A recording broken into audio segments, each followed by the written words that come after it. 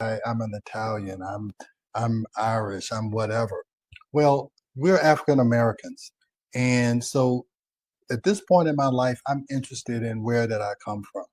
What is going on in my original homeland? So that's why we went to Egypt. That's why we are back here in Ghana. And we'll continue to travel like this and in other places because I think it's very important to realize where you came from. Where did your ancestors come from? That is, and when you look at what we're talking about with spirituality and quantum physics, what you begin to understand is that your history is connected to your present and your present life and to your future life. So you need to understand the whole spectrum of your life and your spirit and your soul. Where did all of that come from? So that's why we're here. Now, I thought I would dress in some Ghanaian garb. We've been eating Ghanaian food. My wife is actually out shopping right now. There are some beautiful fabrics here. They're very well made, very colorful. My daughter actually called while we were at the shop, and then she started picking out some things on FaceTime. So I hope I'll have enough money to get back into the U.S. So because they're going kind of crazy here, but I'm happy that you joined us, and I want to give you a little flavor of what Ghana is like. I'm doing some videos on TikTok. You can follow me there at the Hormone Doctor on TikTok. I'm going to put some information or some videos on Instagram, and then I'll have this podcast. I may try and show you some videos that we took. We actually climbed one of the mountains. It was beautiful scenery there. We actually did it with ropes. It really wasn't a mountain. It was a hill. I don't want you to think I'm out here mountain climbing, but it's a lot of beautiful scenery here, lakes and waterfalls, and we plan to see as much as we can. So anyway, so today I want to talk about kind of a serious subject that I have been noticing, and it's called gray divorce. And gray divorce is these divorces that are happening in people over 50 years old. And I'm just surprised. I'm telling you, 2 weeks ago, I was in the farmer's market, and there was a lady who I knew, and she was like, "How's things going?" She said, "Oh, I just got divorced." And then I went to another grocery store, and I saw a friend that I went to their wedding 30 years ago, and she told me that she had just gotten divorced. And I have other friends who, and even patients who come in and they say, they're getting a divorce after 25, 30 years. And at first I didn't understand it, but now I'm starting to understand it. And it just happens, it's a part of the hormonal shifts and the life shifts that happen as we grow older. Now, even myself, they say wisdom comes with experience, and I've experienced almost all of these issues that I'm going to talk about today. And I'll tell you, it's a struggle to get through those. It really is. Now, I've been married for 39 years, and I am so happy that we got through those struggles because I will tell you, this last year has been probably the most exciting year of our marriage. And I believe it's because we have found a common interest. And one of those interests is this ageless blueprint, this trying to understand history and what they left behind. And it has given us a common interest other than raising our kids. So I don't want to get too far ahead of myself. I want to go through the slides so we can really understand this because this is really it's really what would be called an epidemic. So let's go to the slides. Let me make this a little bit bigger so I can see. All right. So why do couples over 50 divorce? It's called gray divorce. Divorce after age 50 has risen sharply in the 1990s. Only about 8 to 9% of the divorces were couples that were over 50. But by 2019, that number hit 36%. So it's 3 times higher now. So that's been what, in the last 29 years? Over 1/3 of all divorces now involve older couples. While many factors contribute, a key overlooked driver is hormonal shifts that both men and women experience in midlife. These biological changes can profoundly impact relationships, often unnoticed by couples. Now, I will tell you the reason why I'm talking about this, because I can tell you there's several women, especially, who have come to me and said, "Wow, if I had understood this, if I had gotten my hormones in check, I may not have gotten a divorce. Now I see it wasn't my husband; it was really these hormones that were disrupting my life, and I was actually blaming my husband and my kids and my my parents because they were the closest to me. So I thought that they were making me feel like I was feeling." But it's not. It's the hormonal shifts that are doing that. So the hormonal shifts in women. Now, perimenopause to menopause happens in the 40s and 50s.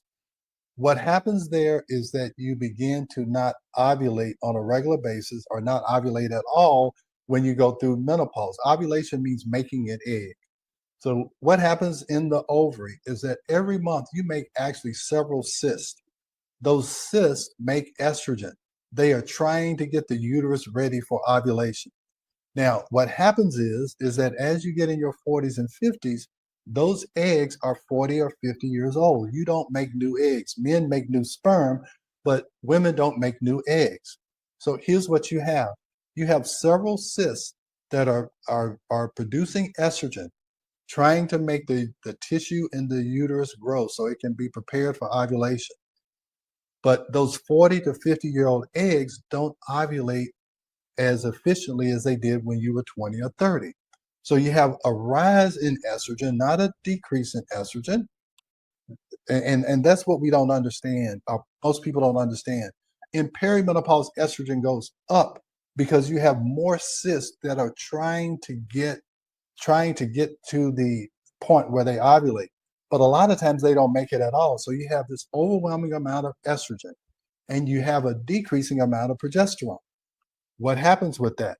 Your periods become irregular because ovulation is the timekeeper for your menstrual cycle. 14 days after ovulation, you should either be pregnant or you should have a menstrual cycle. When that does not happen, that causes big problems. So you don't know, your uterus doesn't know when to bleed, how much to bleed, so you miss periods, you have heavy periods. Also, that estrogen makes your fibroids grow. It makes your breast tissue grow, and sometimes it stimulates abnormal breast tissue. So it increases your risk of breast cancer during this time.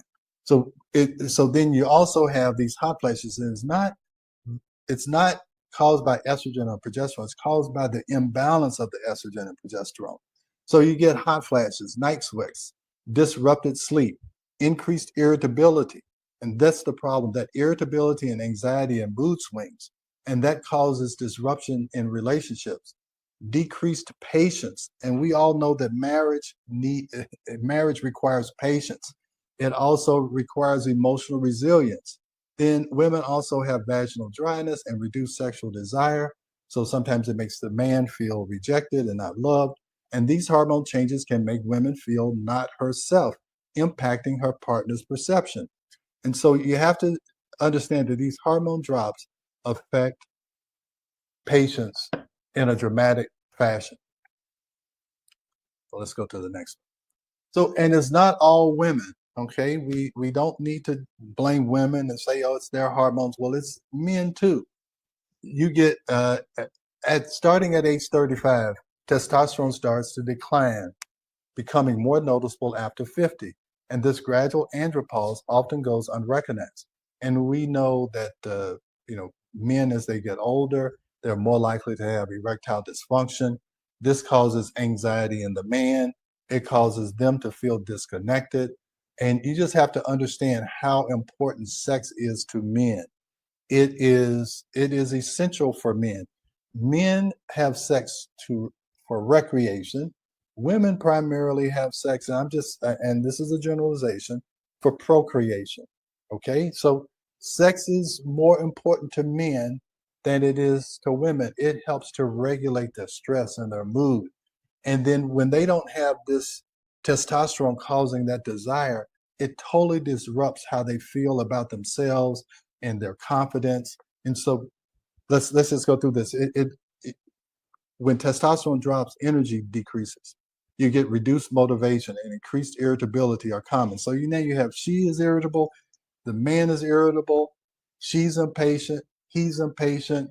So you have a you have a recipe for disaster. Many withdraw emotionally or become critical as testosterone falls. Declining testosterone can cause less confidence, reduce libido, and decrease desire for emotional connection. These changes are often blamed on stress or aging. And men don't discuss these changes. Okay? Suffering in silence or denying the impact. This creates hidden tension as men struggle with unrecognized symptoms. And a lot of times it makes men go out and find other things that excite them. They're trying to recreate that excitement, that confidence. So a lot of times they go and look for other women to make them feel confident because now they can wine and dine this woman and it makes them feel better about themselves. And they don't understand that they're destroying the relationship that their most of their life has been their foundation is this union between the husband and wife that's created this family, and now they go and destroy it. And we just see this all the time where men destroy relationships by looking for excitement in someone else. All right, let's go to the next one. Hormones and relationship stress. So with both of these declining hormones, the sexual connection begins to fragment or just dissolve. So declining hormones directly impact libido and intimacy, and couples often misrepresent this as rejection, not biology. And it's it the sexual part is really what brings people together. So as that starts to fade away, if you have not built other emotional connections, other interests, and it's biology. As you get older, sex does become less important and intimacy is more important. And I've had to learn that in 39 years of marriage. Early on, and I'll just tell you, men most of the time get married because of sex. They see this as, yes, I can have a sexual relationship with this woman for the rest of my life. That's how much I love her. I'm going to forsake all others. And so if you don't build something else other than that, the marriage can quickly, it doesn't even have to wait till you're 50, it can quickly start to dissolve. And that is so important. You have to move from sex to intimacy. Women understand that. Men, not so much. We have to be trained. We have to learn that intimacy and sex are totally two different things. So emotional regulation, hormone shifts affect emotional regulation, leading to more arguments, less patience, and difficult conflict resolution. And again, you have two people who are irritable, two people who are less patient, and that can only blow up. That's just so combustible that things are going to happen negatively if you don't understand these, if you don't investigate it, if you don't try to correct it, then it's inevitable. And I think that's what is going on in this rise in gray divorce. We just don't understand what's happening and we blame it on the other person. So then there's sleep disruption, hot flashes, night sweats, and anxiety disrupt sleep. This increases irritability and emotional distance. And women, if they do not feel good, they do not want to have sex. If they're uncomfortable, if they don't like the way they look because they've gained weight due to menopause, it doesn't matter how much they love their husband, they are not going to want to have sex. And that can cause a man to feel rejected. And that is key for a man. They want to feel accepted. They want their woman to love them. They want their woman to be proud of them. And when they don't feel that, it causes an emotional disconnection. And a lot of times it causes a breakup in the marriage. So we need to be aware of these situations and what our biology is doing to us. So